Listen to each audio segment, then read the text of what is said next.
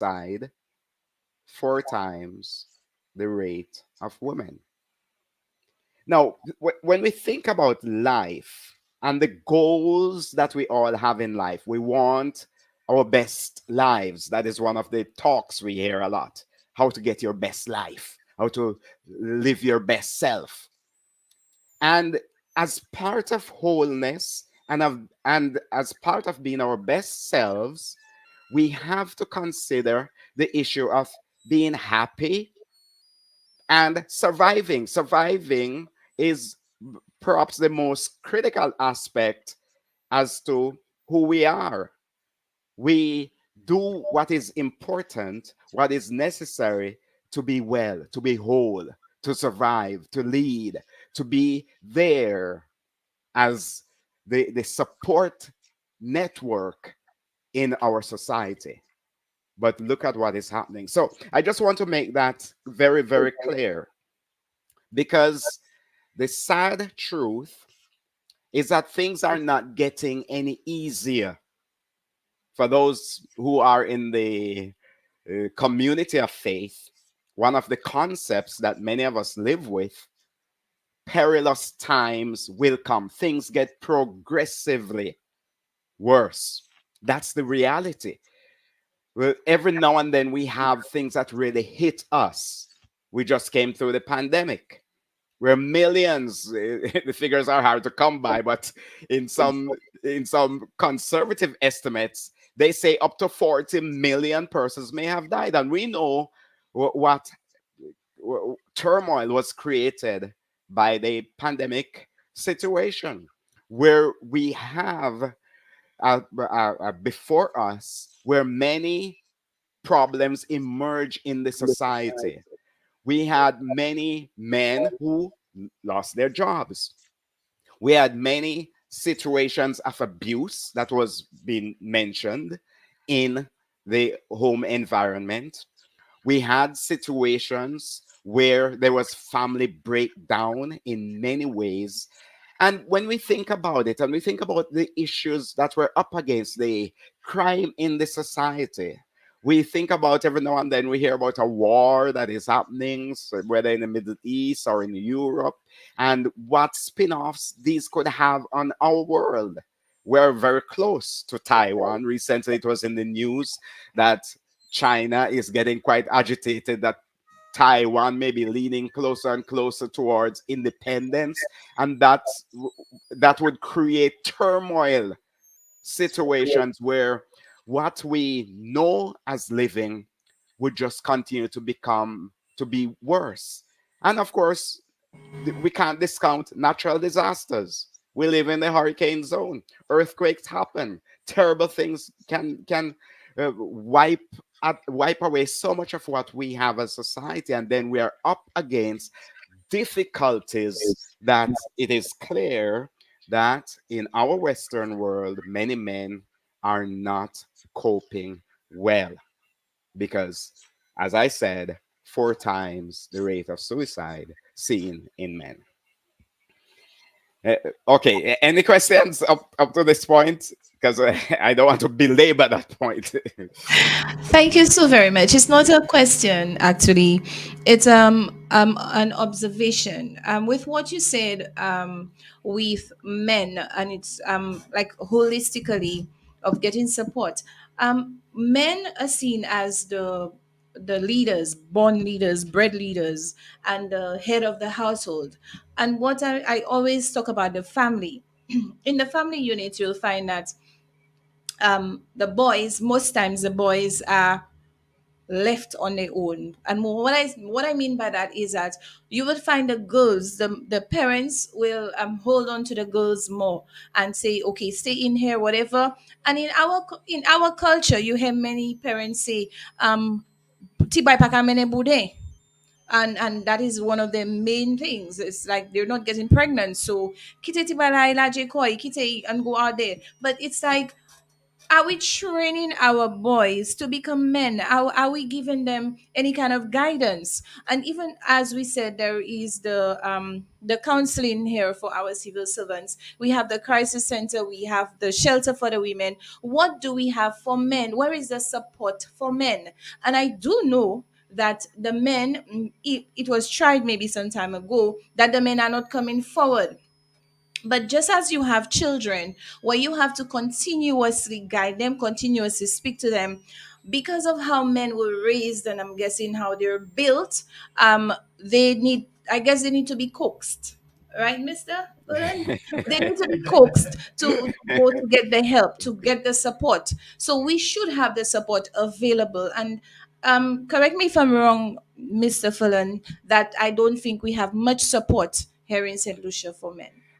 Oh yeah, you're so right. And everything you have said there, r- it it's amazing that we have a society that tells us clearly so much of the truths that knock us straight in the eyes, yet we do very little about it. Because as you stated, in so many cases, the boys are neglected in that sense of the word to be on their own, whereas the girls may be more sheltered. Added to that is the fact that females are more inclined to seek help or to share and to discuss and to find ways to alleviate problems when they rain down. Now, think about it carefully. As I said, it's staring us in the face. We have our penal institution, Borderley Correctional Facility.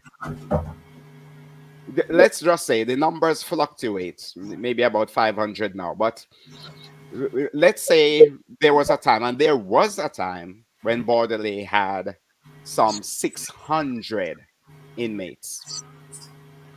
Of that 600, you're talking about persons who are for the most part, in the prime of their productive years, 18 through 40, incarcerated.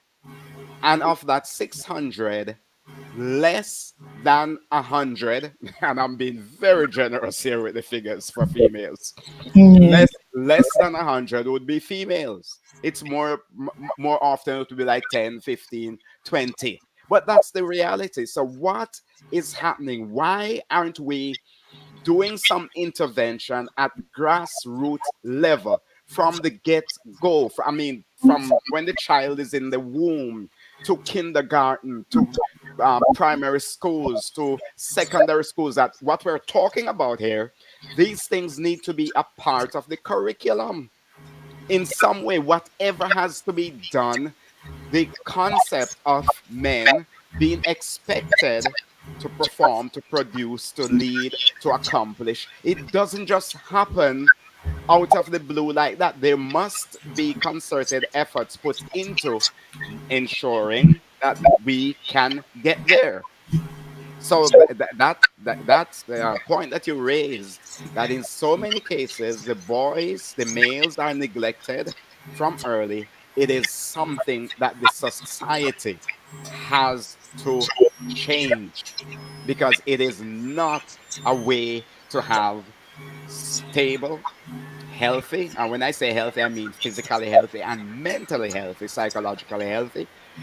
We cannot have a society that is healthy in every sense of the word if we're not addressing what we clearly see are pivotal factors impacting society right now. That is the well-being, the wholeness of the males who make up half of the population. That's the reality. Most definitely, definitely. And I'm hoping that we are reaching out, as I've always said, that school leaders and others are listening, because I would love to see that programs are introduced and ongoing at schools, from primary schools for boys, because I think we both would agree that way that boys are built to girls are different. As we've always said that girls are more, or females are more emotional. They will come out, as you said, and speak out. And I've also heard, especially in our culture, that boys don't cry. Big boys don't cry. And you'd hear persons tell the boys, Gassa, you're a girl, man. What did you see, this and that. If a boy were to cry and to seek for help. So we need to change that mindset, because at the end of the day, we are all human beings. We all have feelings, we all have our emotions to deal with. And as much as we may not think it's necessary, I think that males need to be taught how to deal with their emotions, and it starts from young. So of course I'd love to see programs being started in the schools, especially at primary schools, programs for boys, where boys could be taught how to deal with their emotions and resilience and conflict management and so on. Yeah, and that again is such a significant part of the building the society that we have, because think about it carefully. And you mentioned emotions. One of the significant areas of any society is where there is adequate emotion management of the populace. Women, as well as men, must reflect proper emotion management. Now look at how destructive we have made the society. We're creatures of emotions. They, even from a theological standpoint, we're heart, mind, soul, and strength, meaning we're emotion, we are spirit concept to us, we are mental cognitive aspect to us, and we are physical beings. Now, the heart part of us, the emotion part of us, many males are not taught to respect that part of their domain and grow into maturity. Because what happens? So something happens, and a boy is crying or sharing his feelings. He's made to feel bad. What does he do? He recoils and he bottles it in. And in our society, there are many males who I wish they would have come out and talk, because the anger, the rage is deep within them, but bottled up. And when they get a gun or a knife or a scissors or some weapon, you see how often it's as it were, you shake the bottle of Coca-Cola and the top comes off and phew, the lid flies off. And many times in the society, that is what you have when you don't have proper emotion management, where persons can recognize, yes, the regular emotions, whether it's anger, we all have anger, we all feel hurt. We all feel emotional pain.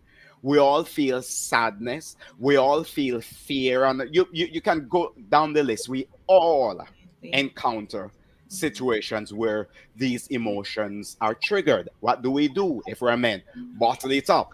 Maybe go down to the bar with a partner, drink it down, find drugs, or soothe the pain away. But sooner or later, something will happen, because nature abhors a vacuum. And we may think that we somehow put away those things for good. It's not true.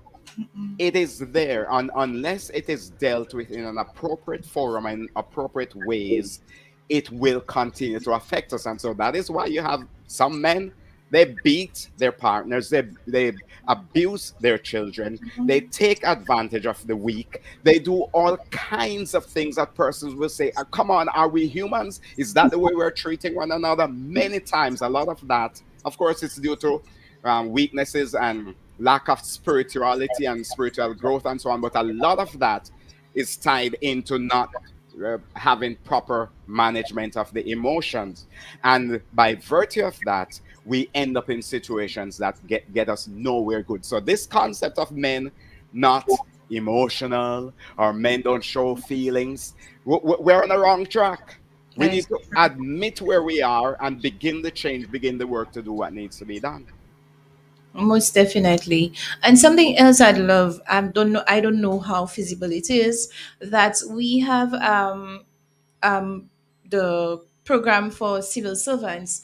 I would love that. Yes, we have the 203 where the persons can call. This is a suicide hotline. But especially for males, where they could have something, somewhere they could call to speak to a counselor, because I think that would be a bit more effective than to have them go to, say, a crisis center or go somewhere, because they don't want to be seen. But if they're in the comfort of their homes and they can make a call to speak with somebody, I think that would assist a lot. Because, go ahead. I think you're onto something, because Yes. as you rightly say, the crisis hotline, if at 2 a.m. somebody feels they want to go and hurt themselves, there's a 203 that Yes. they can call, and it's available to all St. Lucia, everybody here. But think about it carefully, what you just said. Could we not also, in addition to all of that, Mm-hmm. have something where the men, it could be, call it a men's hotline, or Yes. call it something Yes. where it's not just about self harm now, but where they need help, they need to reach out. Now, we have been going around the country. We have been to places like Mikud, we have been to Viewfort, we have been to Soufre. We have done some men's gathering where we gather some men and talk to them and share some things with respect to that. But again, we're just talking about the EAP. But Mm-hmm. there are so many men, males in the society who do not necessarily fit in the group that they have access to the EAP program, but they Exactly. have needs. And Mm-hmm. maybe after this radio program, you and your supervisors and the respective persons do something about that, because that Definitely. can Yeah. definitely be an effective tool, Yes. intervention strategy. Mm. Yeah, because they I instead of like a center, crisis center, we could have a crisis hotline, because I would think that would be more effective. If you're sitting at Yes. your own home, your madam gets you upset, Hmm. instead of hitting her or instead of going and take the drugs, okay, I know Yeah. I have this number I can call. I'm going to call. I just want to vent. I just want somebody Yeah. to listen to me. So I Yes. think it would be very effective. I think so. I think you're onto something there. Yes, indeed. All right. So, Yeah. Um. So, so so here are some of the manifestations of being in what you could call a psychological danger zone. That well, sometimes you're preaching to the choir when you're telling women about these things, but men really need to understand that there are so many of these, what we may call mental health danger zones, things like depression, acute depression, acute anxiety, debilitating fear or phobias. It's situations where some men are not sleeping at nights. Not that they don't go to bed, but they can't sleep. Insomnia, mhm, or problems with their eating pattern, or just feeling confused. And any number of these things can be hindering or limiting our men from being able to do the basics in a healthy, wholesome way, to be in their families, in the community, and to accomplish what needs to be accomplished. But if men find themselves in a danger zone, that psychological danger zone, and these things that I mentioned and others become debilitating, they just can't function, the solution or the help is not going to be a little more rum, or some substance, or some other unhealthy means of dealing with the presenting issues. So this has got to be part of what men recognize, that I need help. And as you noted, where do you go for that help? for the help. Yeah, because Definitely. just recognizing will not be enough. Where do you go for that help? Hmm. And as part of building the country towards whether 2030 or whatever markers we have, all of these things really need to be factored into the equation if we're going to have the society as healthy as it ought to be as we move forward into the future, into, as I said, a perilous future, because the problems are not getting less. If for anything, they are mounting. So we have to become more prepared to deal with future as it unfolds. Well said, Mr. Patrick. Well said. Definitely. And again I go back to the schools. I love to deal with the roots of the problem, the homes, the schools, where I would say that because persons do think that okay, the men are stronger emotionally than the females, you would find they would always tell you that the boys are troublesome, the boys are just wayward and so on, and most times they would be cast aside, or what I would say, given less attention, given less help than the female. What I have realized working with a lot of males as a special education teacher, I've noticed that you get more from the boys, from males, when you are softer with them. When softer, what I mean is that you reach out to them. Before you can shout at a boy who's misbehaving. I mean, both boys and girls do misbehave, don't get me wrong, but I'm just saying that whereas you'd find a female and a male misbehaving, the treatment varies. Okay. And when you reach out and you ask the child sometimes, what is going on with you? This child has not eaten, this child misses their dad, misses a family member, and so on. Find out what is happening. And then it would be amazing to see when you start giving this child some attention, especially the meals, the turnaround. When you have these children out there giving all the trouble, being disrespectful, the minute you reach out to these boys, find out what is happening with you, allow them to speak, allow them to you reach out to them, there is a great turnaround. So Oh, how I wish that that would have been something that is understood, whether in the home environment or by more persons in the school environment. How I wish that we all recognize, because what you're talking about there is what we refer to as positive reinforcement, where some people may feel that you're being soft or you're being too kind to a troubled child. But hey, they have done enough research to show over the years that the best means of reinforcing or generating positive behavioral change in children, and of course in adults too, is to go the route of positive reinforcement. Things like consequences or punishment, as we term it, that's way down on the list.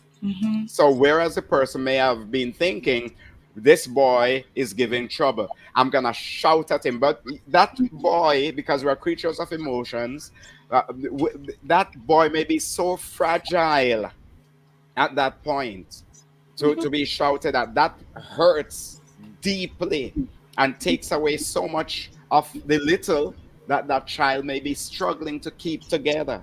And before you know it, we end up doing more harm good. than good in the name of, well, I'm going to teach him. I'm a man and he better respect me. I'm going to shout him into the ground.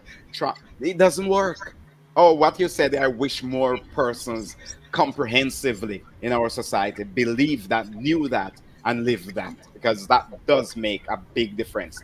No, no, this is, I'm not giving you any hard work to do, but if you were to go to BCF, the borderline facility, and if you were to use your skills and talk to individuals, and at the core, at the heart of how so many of them ended up where they are, you would see things like abuse, whether it's physical abuse, verbal abuse, sexual abuse, broken vessels. And who would have been instrumental in putting that child back together? Nobody, because society hates troublesome children or rude children or children who give trouble. So nobody's attending to the neglect, the abandonment, all the different things that contributed to making that child so fragile. And we expect that child to function whole. So Just being able to talk to the child softly to help the child to understand, yes, I know what you are going through. I understand what you're going through. You didn't even eat breakfast this morning. You don't know what's going to happen this weekend when your stepfather, whoever, gets drunk and comes in, and you're already anticipating what the weekend is going to be and who is going to get beaten up in the home. And all these things, so many of these children, broken vessels, are dealing with, and then we don't have, as it were, the understanding how do we best put this broken vessel back together. Excellent point. Thank you so much. And something else, I get crucified for saying that. I'm saying it beforehand. Ladies, do not crucify me. I'm a lady.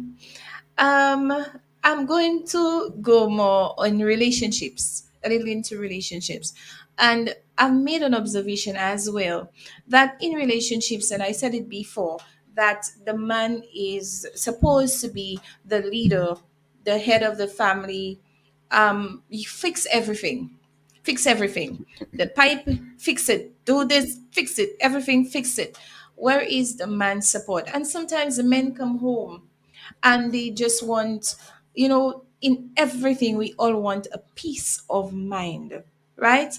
I think we need to start developing, putting that one of the main what do we call it, one of the main ingredients for relationships would be to tell ladies that when the gentlemen come home, and the gentlemen as well, communication, that let's have this 5 minutes before anything is done. Have this 5 minutes, let's talk about your day. Give a listening ear. Give more of a listening ear to men. And men, if you are going to get this listening ear, you need to utilize it, use it, start speaking. Because you had difficulty at work.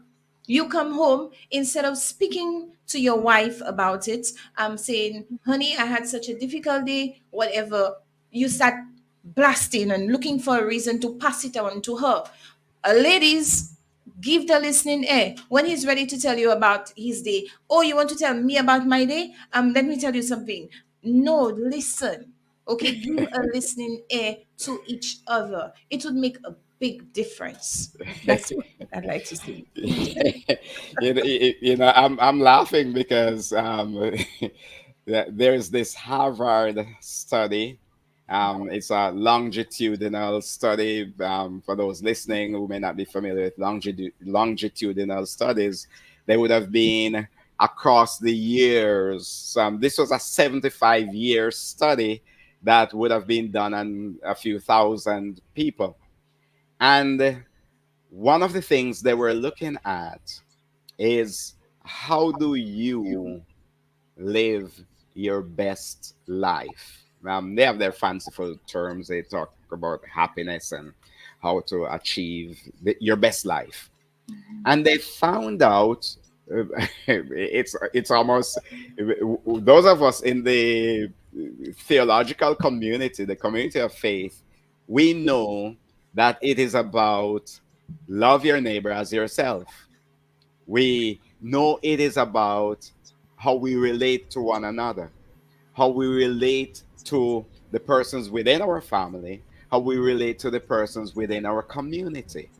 And they found out in that research, well, among the things they found out, one of the best things we're going to do for ourselves in terms of mental wholeness, physical wellness, well being, your best life is what is going to be accomplished through relationships and starting within the family community.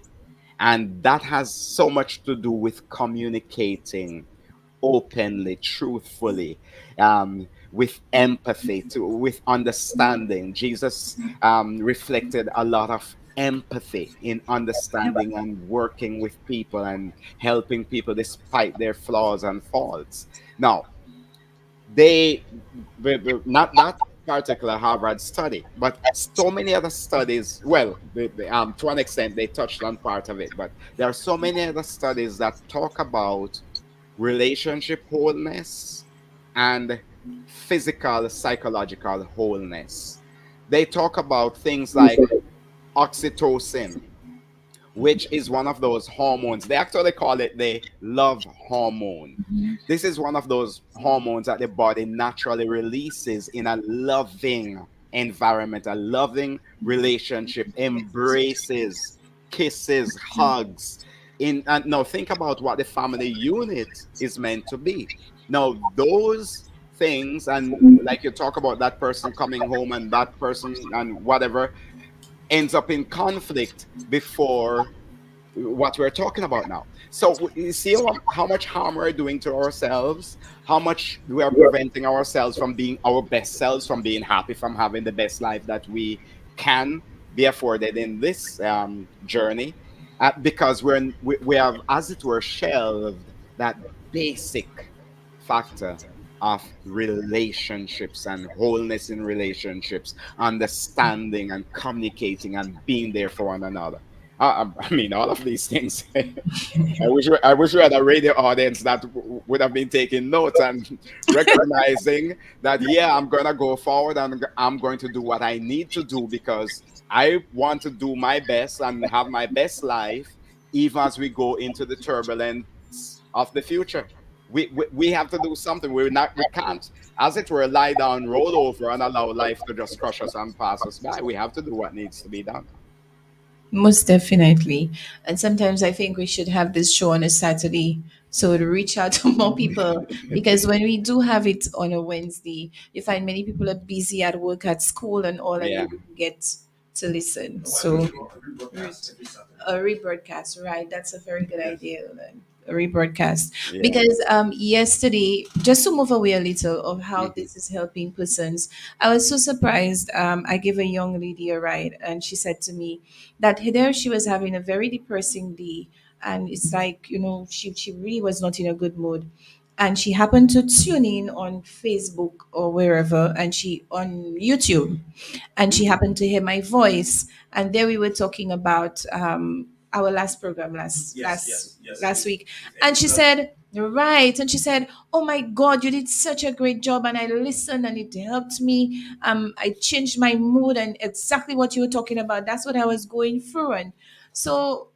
um these programs, I think we need to have them more often, and this is why I have said that I'm going to do a little more. So audience, if you're hearing that I am having more topics about men, it's not because I favor them more or so on, but I do believe that I'm really, this year, one of my main goals is to really reach out to the men, because I really do believe that we need to get a change. Something is happening, and we need to get a change, and it's starting with our culture, it's starting with our homes, and we need a change. We need to how did you call it, Mr. Farron? Mind reframing, thought reframing, where they need to start changing their thought processes. Oh yes, yeah, reframing. Yeah, you have to reframe and things that normally that is how it was going to impact us. That is what it was going to cause to come upon us. We have to look at situations differently, instead of just expecting, as it were, yeah, 1 plus 1 yesterday will be 3 crushing us and expect tomorrow to have that lie lived out. No, no, we have to look at truth and reframe things in accordance with wholeness and not let the challenges just, as it were, run roughshod over us. But Definitely. it definitely can be done. And the more we educate and help our men or males starting from early, the more we will be able to see success along the path that we're talking of, where we need to become whole or more whole as a society, and the men will have to play a significant part in all of that. Okay. You spoke about, thank you so much. Yes, indeed. And you spoke about earlier, you said that, some of these men do have some issues that nobody seems to know about. Not nobody seems to know about, but they go through it, and all these prevent them from living a healthy life. Like they have the Mhm. insomnia and so on. Can Yeah. you tell us? can you tell the men, reach out to the men and let them know of some symptoms, signs to look out for, that they would know that, hey, you need help. You need to go out there to a doctor, go out there to a therapist or something. Some of the signs and symptoms they need to look out for, and where they can go to get that kind of help. Okay, here's one of the things that everyone, of course, males, females, would have to understand. Let's just look at some of the primary areas of concern in which we're attacked. Depression. Yeah. Some people, of course, we all have some days when we feel better than other days, and we all have ups and downs, good days, not so good days. But depression is something different. It's where people slip into a zone where it's not just having a bad day, but life, as it were, is being viewed and experienced in such a negative way that it is a real part of the person's journey.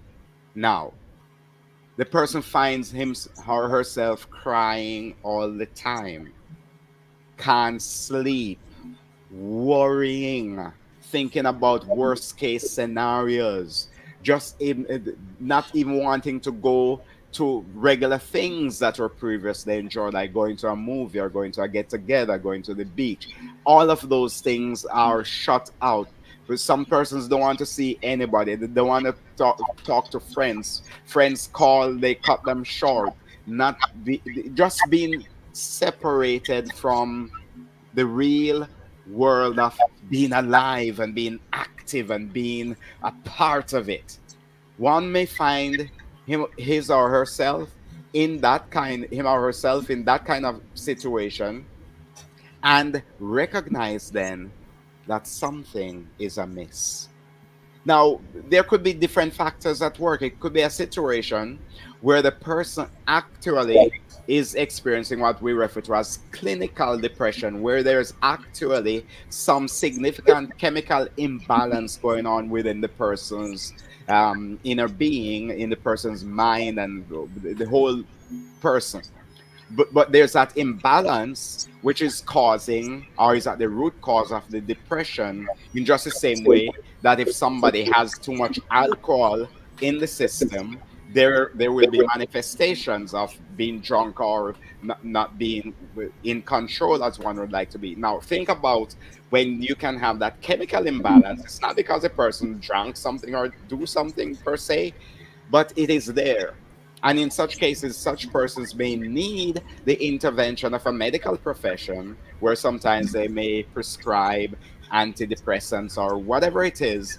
Some people combine that with you're using antidepressants, but you're also doing what you call therapy, talk therapy, where you're discussing life and the challenges and issues. But the bottom line, when we notice that something is not what it should be, what it was, what it used to be, in a negative way.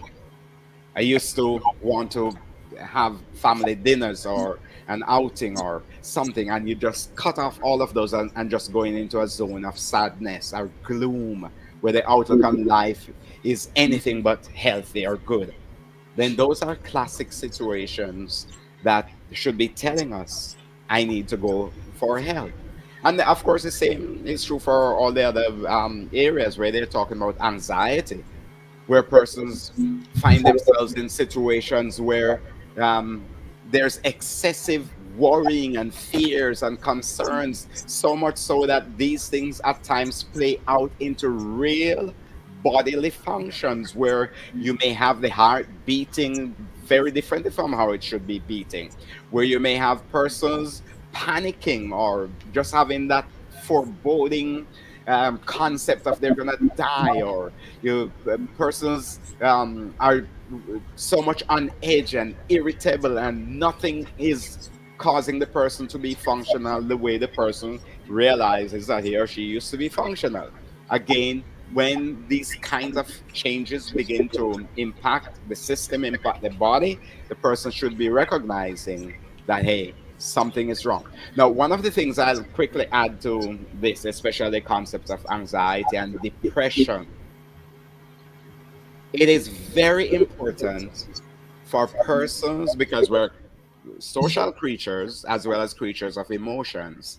It is very important for persons within an individual's circle to be in the know, to understand that there are signs that many times it is the person within that circle who may observe that something is not right, and they can and should make some effort, maybe whatever means, and everybody is different, but we cannot be observing certain things within persons within our circle and just keep our mouths zipped.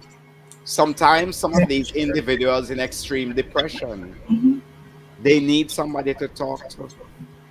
And so, some in some, and look, our society is so problematic, because that person could have been somebody who once confided in someone, and then there was repercussion from that, and so they are fearful now of confiding in anyone, yet the burdens are there that need to be vented, and maybe they're not being vented, and just adding to the person's situation. So to make a long story short, when we realize that our pattern of behavior, our pattern of thinking, our pattern of going about life is changed significantly for the worse, not for the better, but for the worse, and putting us in a situation where we're more removed now from living and from life, and from happiness and wholeness. It is a sign that something Um, must be done. Yes, indeed. And something I want to add, some because we find a lot of men don't reach out for help, and they don't even to go to the doctor. Something I said it earlier, and I'm going to say it again. Do not give up on your loved one, whether it be your if it's significant other, whether it be your dad, your uncle, whoever the males, do not give up on them, because you find okay, sometimes you realize that this male individual needs help, and you'll tell them, look, you need to go to the doctor, or you need to go to a counselor, whatever. They tell you, I'm fine. You leave it alone, and you say, I'm tired of talking to him to tell him go to the doctor to get help. He's not doing it. Take the bull by the horn. Take the bull by the horn. Do not give up on your significant other. You need the help. I am going to make the call for you. I'm taking the horse to the water. Yeah, Yes. I am going to make the call for you. I am going to make the appointment for you. Okay, come. You need to go. You need to get the help. yeah, And of course, if I constantly bug you, you will do it. yeah, So do not give up on your significant other, because so many times I've heard, I keep telling him to go for the help, and I told him to go to the doctor, and nothing is happening. yeah. Keep at them. Yeah, and that is such a critical point, because at that stage in the person's thinking, that person cannot see outside the box that he or she has encased the self in. And it is then in the hands of the associate, the friend, the significant other, the peer. It is up to the person from outside, in that sense, who is able to see what the individual can no longer see, who is able to understand or have a concept that the other person cannot even realize. And then it is then up to that person. What do you do in a situation like that? Yes, you may have to be the one to spearhead and go for the help that the person needs but refuses to go for. Because, I've heard of cases like that too, where some person may be in a situation, and it's after the person takes his or her life, then the other individual said, the person was trying to tell me something. and then they live with guilt and all kinds of survival negativities that plague for years. And they themselves will then have to go for help to deal with some of those factors. Bottom line, we are our brothers' keepers, we are our sisters' Yeah, keepers, we're here for one another. And many times, some of us may slip into zones that we cannot see how to help ourselves. But those who are around, those who are near, may be the ones who may have to reach out and get the help that the person needs.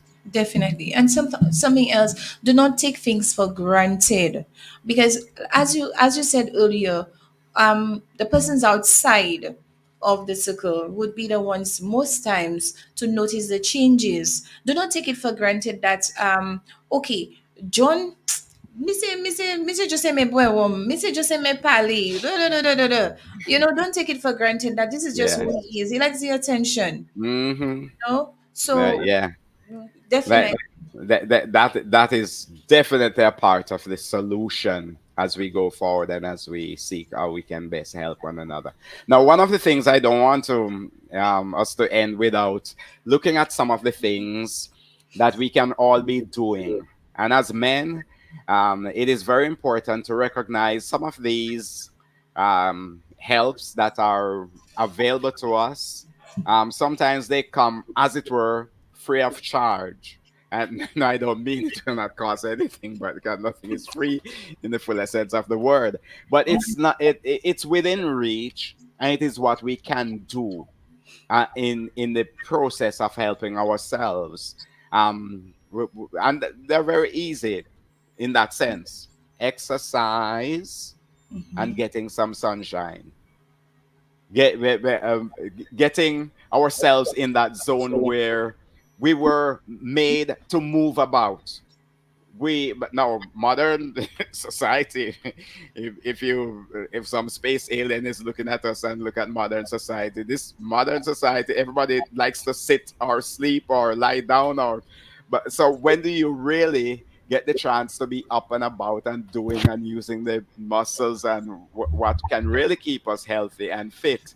So just the concept of exercising or making a concerted effort to exercise does wonders. As a matter of fact, they say with exercise, some of those feel good hormones, natural hormones in the body are released. So just exercising can help in some of these things like anxiety and depression.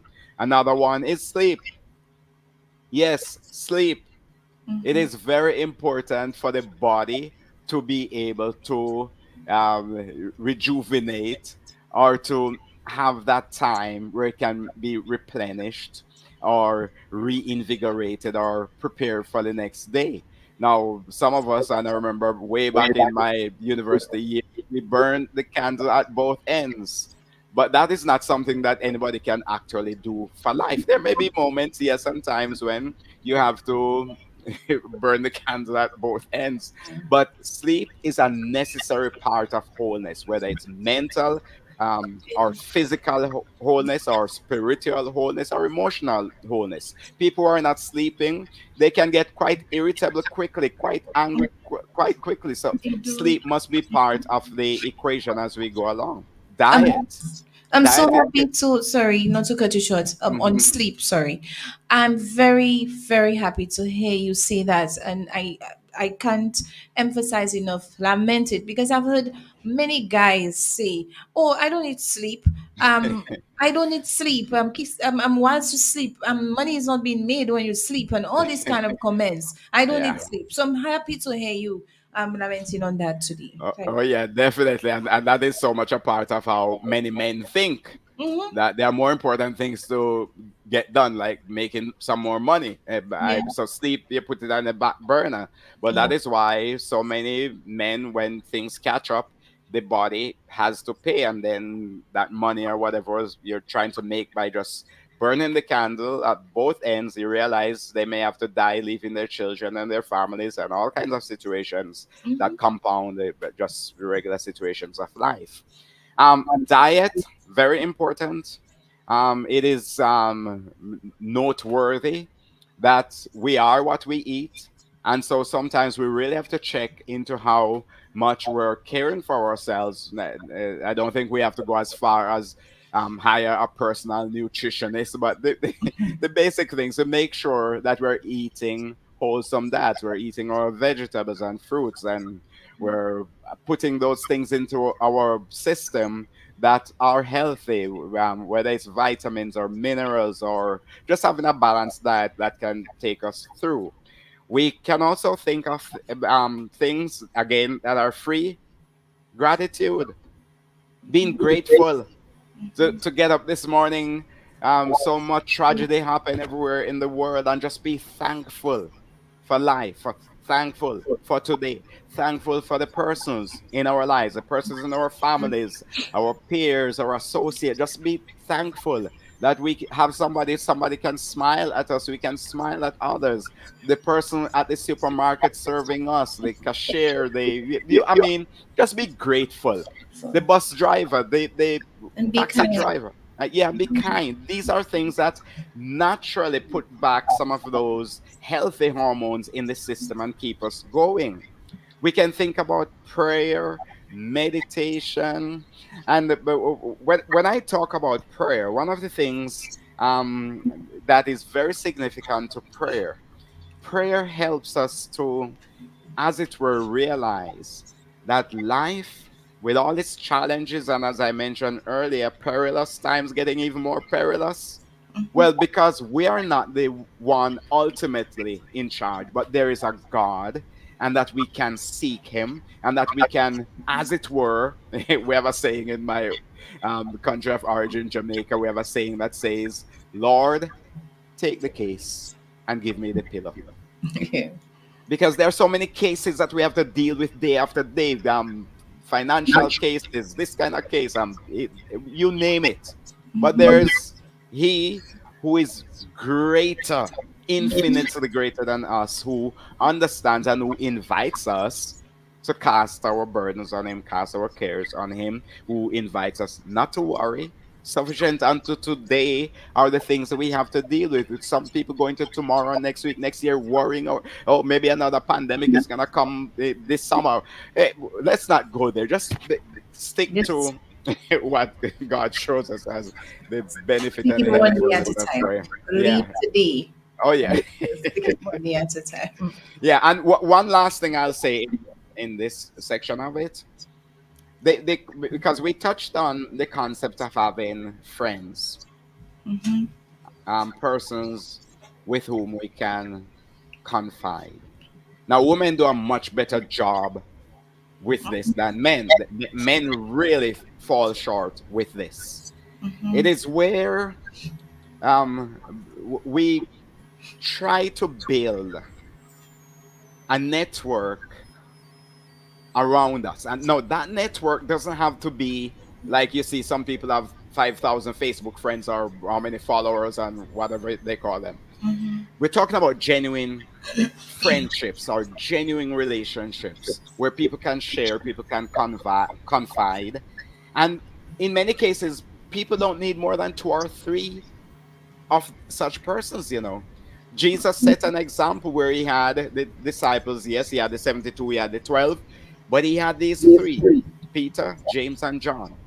And even in his most turbulent trial or aspect of the trial that he was going through, the devastating pain that he was going through, he had all the disciples at one place, and then he asked Peter, James, and John to come with him to another place because he's going through some real tough moments right now. Of course, we know the story. The disciples fell asleep and things like that. But we always see where Jesus, whenever he had certain things to take care of, such as a transfiguration or special moments, he would confide in these three. And just think about it. If most men in society had two or three close individuals that they can trust, that they can confide in, that they can talk to, that they know is there for them, that will be a listening ear. More than likely, we would have less of the traumatic events that men are going through right now. Because I dare say that some of the things that men do in the society, we don't have to get into them, but we know of them. Chances are, if they had healthy relationships with two or three persons, they could have mentioned something. And some trusted friend could have advised better, could have given a better option. But, but as it were, or as it is, so many men just quote unquote act like men. Men tough it out, men act, men react, men do what men do. It's not working and it's not good. And that's not the model that is given for a healthy society or for healthy living. But that's a significant part of it, Uh, where two or three trusted individuals, we Okay. have to do something to build that kind of relationship into our lives. Well and said. I know Thank that you. we're in overtime. Somebody's quickly asking a question just before we end. Of course, somebody's asking for, like, before you guys can answer. Yeah. Where do we draw the line between mental illness and what's going on in St. Lucia? Literally, all the killings. All right, where is the link? All right, or is there a link? So Well, definitely there is a link. Earlier we were talking about some of the things like people have rage or anger. A lot of these things we don't recognize how much those are a part of our brokenness, as individuals. Persons who have never taught, or earlier, the mention was made, reframing. I think that's how you put it, Juanita. Yes. Reframing, where there are so many issues that persons may need to look at in a healthy way, but the turbulence inside, the rage inside, the fears inside, the phobias, the anxiety, the blindness, I guess you could call the blindness of the soul within, all a part of our a defect in our psychological and emotional and spiritual and physical makeup. Those are deficits. Now, to the extent that we can examine these things from the standpoint of wholeness, to recognize that these are defects, we can do something different. The scripture even talks about, let not the sun go down on your wrath. Be angry, but do not let it cross the line. How many people are guided and helped to say, yeah, I understand the fella did this to you. You have a right to be angry. We're humans, we're creatures of emotion. But we can go a different place with this. That is where you see, even psychological wholeness, talk therapy, and all of these issues coming into play. But too often, many people do not recognize that these are integral aspects of our emotional wellness, our psychological wellness. And we can look at it from that standpoint and recognize that true wellness and true wholeness includes reaching out, loving, forgiving, caring for others, even despite some of the things that we have to go through. That's a sign of mental health, emotional health, spiritual health, physical health. It's all a part of the package. And until we get to that zone where we can treat life as a whole, it's one, then we're not going to make much progress in getting to that better place that we need to arrive at. Yes. And of course, Ellen, I know we're over time, but there are 2 points I'd like to make to expound on something Mr. Ferron said. Of course, along with this, I believe a lot in teaching conflict resolution at schools, from primary schools, because we place a lot of emphasis on academics, right? But how do we teach the children our life skills? We need to teach them conflict resolution and implement a lot of what Mr. Ferron has been saying, how to love yourself, show respect, and so on. Okay, so we need to be teaching a lot of conflict resolutions at school, because if, of course, I grew up thinking that certain thing is right, that's how I would interpret it. Okay, so my mind will tell me it's okay, I'm going to do it. All right. Secondly, Mr. Ferrin, you said about having your friends. Very good. And I wanted to say that it is very important to have a support system. okay, especially men, to have a support system. Too many times, I think it's more important to have somebody who understands you, somebody who supports you in terms of listening, in terms of being there for you, than to help you have a good time. Because sometimes you see, a lot of men would leave their family behind and break up their family and go after a good time. And why I say a good time, it's if you're in the home and you're having problems with your wife, instead of you communicating to your wife, finding ways to communicate, find ways to deal with that problem, of course you go out there and tell it to Suzanne and Susie. And then, of course, the person who's not living with you, the person does not know the full story, they will agree with you. They will say, oh yes, you're right, and give you the support. And then you leave. And okay, because reason I'm saying that, I worked at the hospital, and it's so heartbreaking to see the majority of times it's men who come to the hospital. They have no support. They're there, and others have to find a home for them and so on. It is heartbreaking. So men, I'm saying to you to keep your families, get your support system, reach out to your wives, to your girlfriends, to your mothers, to whoever, mothers to your sons. Build that support system. Have persons, open up more communication, have persons you can reach out to in terms of your friends, your family, persons you can speak to. Open up, communicate. Thank you. Go ahead. Amen. Sharon. Amen. That is such a wonderful way to sum it up, and it is just such a pity that we don't have more time that we could expand on some more things. But I'm sure there are always other opportunities. But suffice it to say, I hope everything that we discuss here today can be taken to heart. And I think mentioned Renita, you can correct me, but I thought something was said where they may replay this, rebroadcast it, or something like that.